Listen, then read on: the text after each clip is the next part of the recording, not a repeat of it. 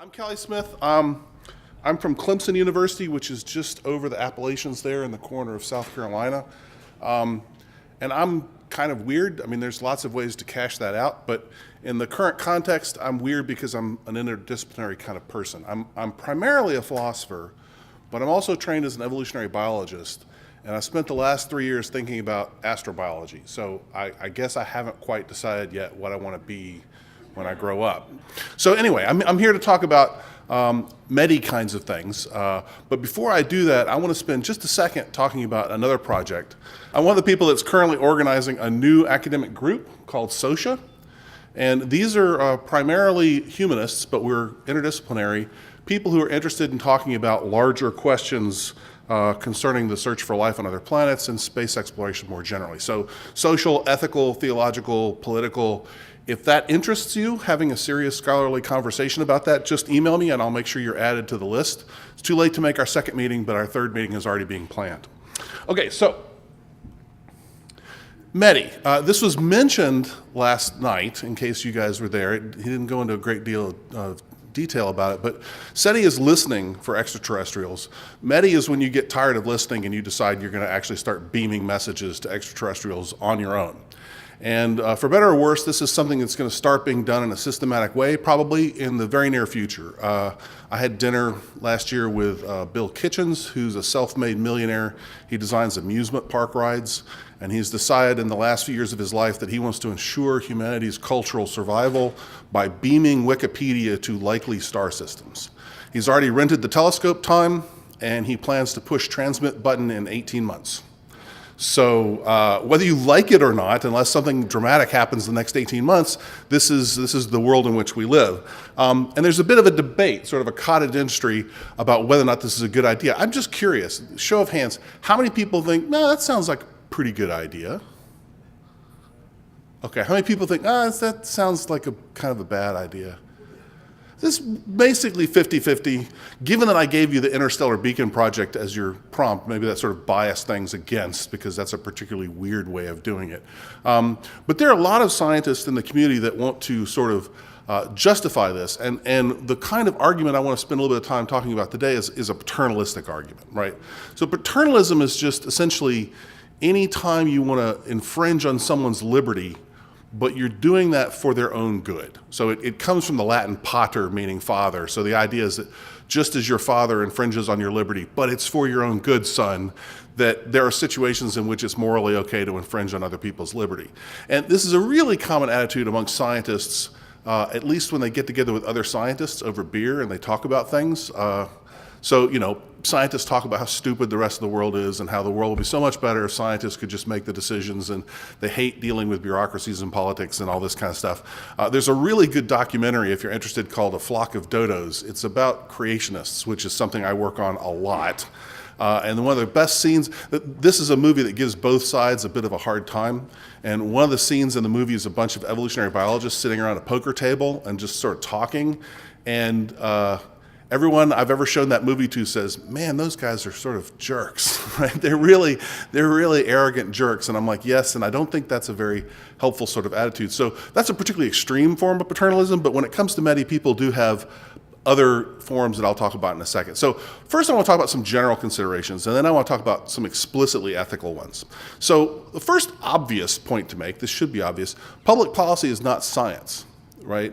So it is true that scientists are experts at science, but they're not necessarily experts at public policy, and those are two different things. Public policy, by definition, in a democratic society means dealing with people who are not as smart or scientifically literate as you are. And telling them that they're stupid and not scientifically literate and they should just follow you is not an effective mechanism, right? It just isn't, right? So you're going to have people who are experts in public policy make these kinds of decisions. Now, I will certainly grant that science should play a larger role in public policy decisions. I do not grant that science should be the only consideration in public policy decisions. And when people imply scientific paternalism, that's kind of what they're implying, is that they should be allowed to make all the public policy decisions. I'll just add here for fun that my hypothesis is that the social IQ of the average scientist is probably considerably lower than someone in the population. That doesn't matter when you're talking about stellar dynamics. It matters a lot when you're trying to convince someone that the decision you just made on their behalf is a good idea. So. Also, scientists, just like all experts, tend to overestimate their abilities, right? So people tend to think that the hoi polloi, people who are uninformed, are really bad at making decisions. They tend to discount the rationality of sort of non-rational decision-making technologies, and it's certainly true that there are all kinds of biases that people are subject to. I'll talk about those more in a second. And those are problems, but it doesn't necessarily mean that people who aren't experts are bad at making decisions. And in fact, there's a lot of literature in the last 15, 20 years that shows that groups of non-experts actually sometimes can defeat groups of experts even on relatively technical problems. So the idea that if you get 20 PhDs in physics together, they will surely come up with the right answer, I think is at least questionable, right? Okay, so, and then another point that people oftentimes make when they want to push METI is that the people who oppose messaging extraterrestrials have various kinds of biases, like over-aversion to risk and things like that. And that is certainly true, and it's a legitimate part of the conversation, but it's not as if scientists are in any way representative of the general public themselves, right? As I just mentioned, they tend to be less social. They tend to assume that aliens would be peaceful scientist types like themselves, which is highly debatable. They overestimate what they know. Clarke's first law is a great example of this. Arthur C. Clarke says, if a distinguished scientist tells you that something is possible, he's probably right. But if he tells you that something's impossible, you should not listen to him. They have a dog in the fight. They have a conflict of interest that I'll mention a little bit more in a minute. And of course, they're self-selected for being interested in all things space, and so they're biased to doing spacey kinds of things. Okay. Those are general considerations. Now I want to put on my ethicist hat, and I want to talk a bit about ethics. I will say, first of all, that what I'm going to talk about now, it's an ethical, not a scientific analysis. I think in many ways this is the core of the issue here, though most scientists miss it. I am aware of the reputation that ethicists have. I told Jim Benford the other day that I was an ethicist, and I saw him casting about for a shotgun. And then he had inspiration, and he said, "You know who's interested in ethics? My brother." And I thought, I wonder if Greg would be so happy that I get sent to him by Jim. Anyway, the worst thing about ethicists is they make a living looking for problems, and that can be a useful thing, but sometimes they don't know when to turn it off. And so when I'm talking to a bunch of ethicists, I tend to be the undesirable object in the punch bowl who's saying things like, yes, but we have to be somewhat pragmatic. We can't, there's no such thing as perfection, and the perfect can't be the enemy of the good.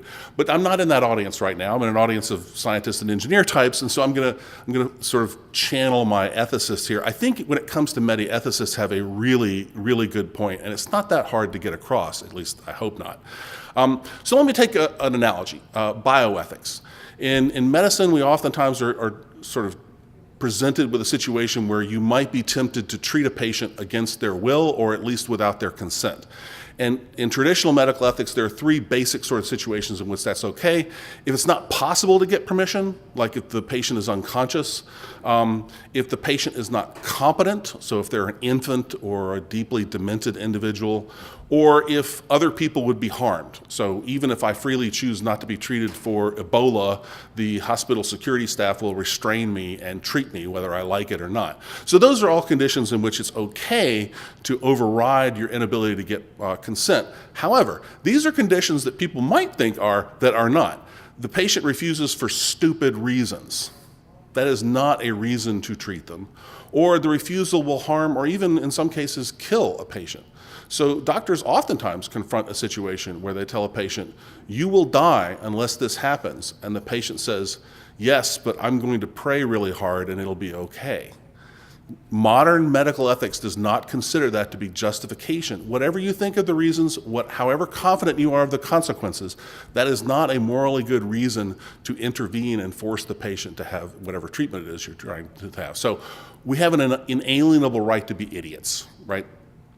So if you apply that to METI, right, then my basic argument is pretty simple. Look, getting permission, in some sense of that word, from humanity who's affected by this decision is not impossible. It's difficult, not impossible. Many people who oppose METI are not incompetent, right? Maybe some are, but many of them are not. And there's no significant cost to other people from not doing METI right now.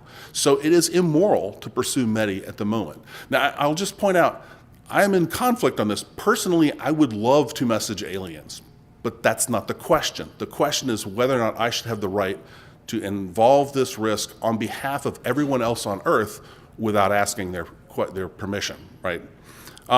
So consent may be hard, but it's not impossible. Doctors routinely deal with, and I love this phrase, low information patients.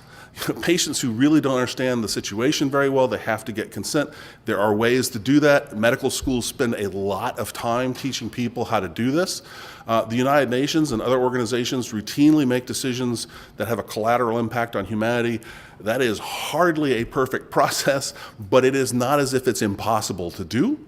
And it's a straw man to say that the only way that I would allow this to happen is if we took a vote of every single human being in existence, right? That we can have a debate about how best to get something that looks like universal consent, and that's a legitimate debate. What we can't do is say, it's too hard, let's not bother, let's let a couple of scientists in a room figure out what to do. That's not an acceptable position.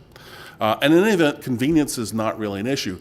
I was on the Human Subjects Board. Some of you probably love Human Subjects Boards for many, many years. And this is a standard conversation I have with principal investigators. You know, I'd say, look, you didn't put this risk in your informed consent. And they go, that's a stupid risk.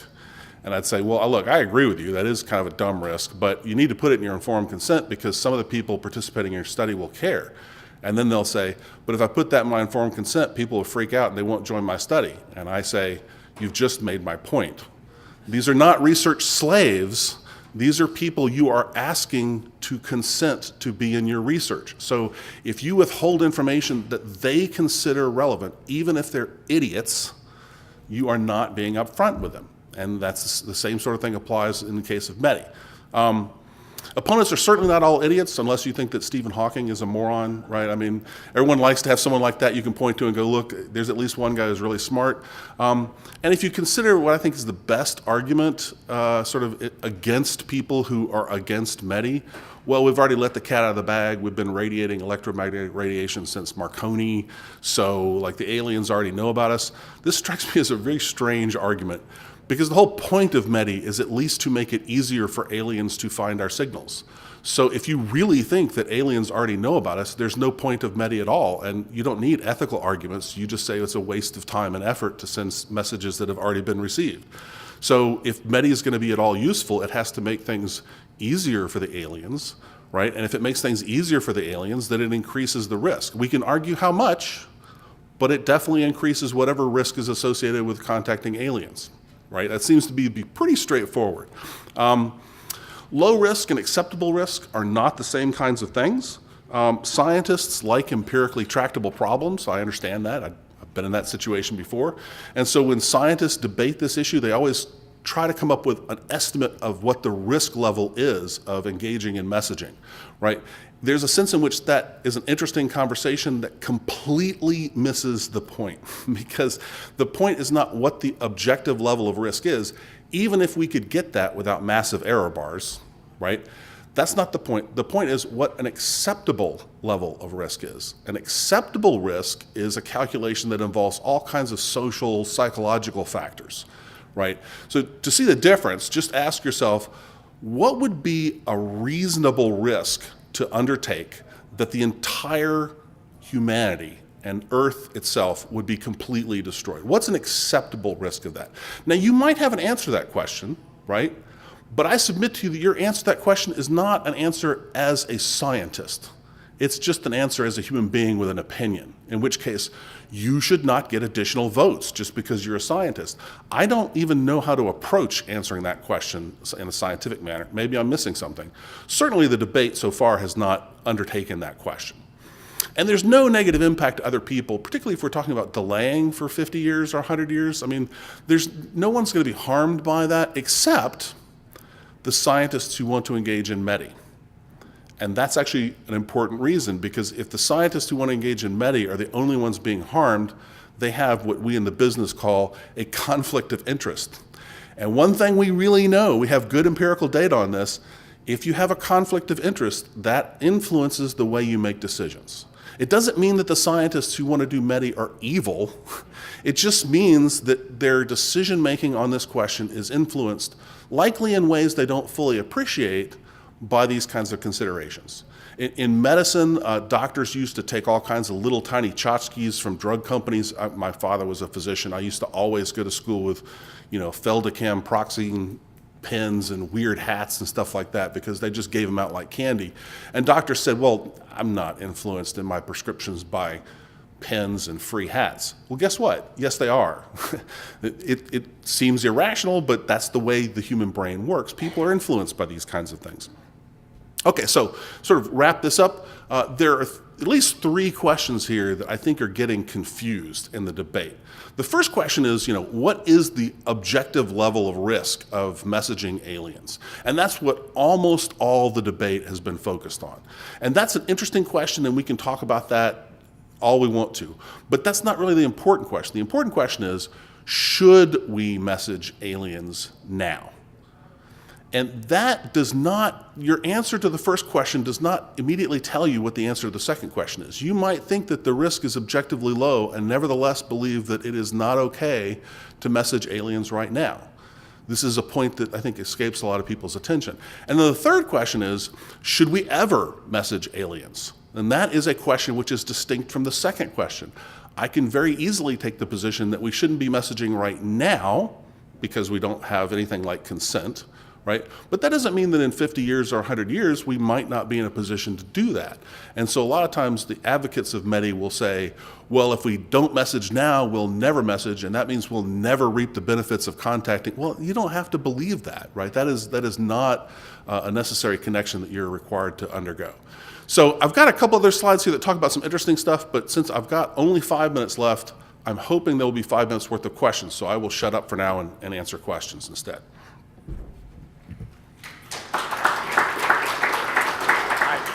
Scott Guerin, is there such a thing as safe METI? For instance, messaging to M31. Send them an image. I'm writing an article called Smile Andromeda. Well, are we talking about absolute probabilities, or are we talking about acceptable risks? 2.5 million to 1, I bet. Well, is 2.5 million to 1 an acceptable risk to take of the complete extermination of all humanity? That's a separate question. That's all I would say. And so, I mean, like you very quickly, which I think this is an interesting discussion to have over beer, right? But you very quickly get into a discussion which involves like aspects of alien psychology, and we don't know much about alien psychology. I mean, we can speculate, but it's just that. And so, Great Maddox. What was that? Sorry. So, at the very least, when you message, however innocuous the signal is, you're telling the aliens your location. You're telling them there is a species in this area that is technologically backward. You are at least communicating that much. Next. You've been talking about METI in that we're wanting to contact, that we're wanting to transmit this information Right. to have mutual communication, but one reason to send Wikipedia off planet would be to try to preserve that knowledge if something happened here. So you're saying that sending that knowledge to aliens is one way of attempting to preserve it? Is that? Yes. Yeah, well, that's exactly what Bill Kitchen says. Okay. And in a way, I think that's kind of an interesting argument. From a personal point of view, I find that kind of intriguing.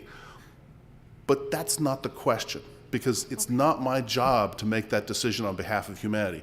If you guys elect me dictator of the world and you empower me to make that decision, I may very well decide to hit the transmit button. But you haven't, and I doubt you will, make that election. So until you do, I think there's an important distinction between, wow, I think that would be cool, and I think we should do it immediately. Do we have other choices? Or are you the one running? No, I'm the only candidate. It's either me or nobody. So I'm Bill Gardner.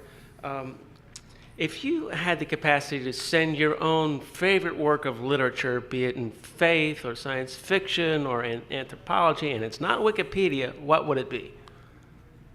I'd probably, this is kind of a weird geeky answer, I'd probably send Kant's Critique of Pure Reason. Because that would keep them scratching their heads or their cranial areas for a long, long time. That would, or they come and destroy us for having weird, I mean, it would at least be an interesting experiment. You'll be happy to know I read that in German in high school. Der Kritik der reinen Vernunft. There you go. There you go. Yeah, I'm Greg Matloff. I had a debate a number of years ago, an informal debate with Doug Vakush of SETI Institute. Doug had a concept, and may even still hold to it, called altruism, that any communicative civilization will have to develop altruism. Right. And I think that is dependent upon species. I could imagine a low-gravity world where the arachnids of the praying mantises develop technology. And in cases like that, after coitus, the female eats the male. And I wouldn't like that, and I wouldn't consider it very altruistic. But they would look at us and think, look at all those stray males running around. What good are they? Yeah, if you tell me that it's more likely that a super advanced alien would be peaceful than warlike, I will buy that. But you can't. But the question is, how likely is it, and or how much are you willing to risk on that? And I'm not. I don't think it's crazy to say I'm not willing to take that risk.